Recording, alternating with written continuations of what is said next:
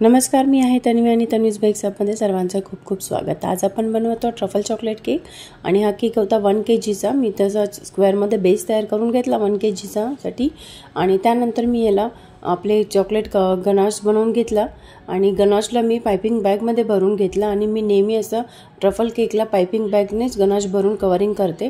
फक्त प्रत्येक वेळेस आपण जेव्हा त्याला पाइपिंग बॅगने कवरिंग करतो तेव्हा थोडा वेळ त्याला फ्रीज मध्ये ठेवून द्यायचा आणि मग बाहेर काढून त्याला असं व्यवस्थित सेट करायचं, मग खूप छान फिनिशिंग होते याची।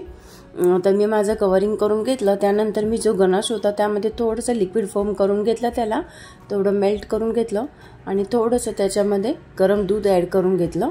त्याने असं लिक्विड फॉर्म तयार झाला आणि नंतर मग जे गनाश होतं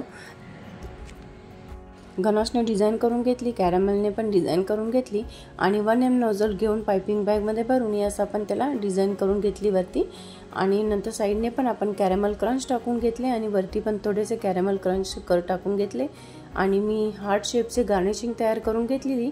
ती साइडला मी अशी लावून घेतली। जसं मला कस्टमरने फोटो पाठवलेला तसं मी सेम टू सेम बनवायचा प्रयत्न केला, पण त्यांनी मला फोटो बेकरीचा पाठवलेला होता, तर तुम्ही पाहू शकता मी वरती फोटो दिलेला होता। तर कसा वाटला तुम्हाला केक? आवडला असेल तर चॅनलला लाईक शेअर सबस्क्राइब करायला विसरू नका। पुन्हा भेटूया नवीन व्हिडिओ।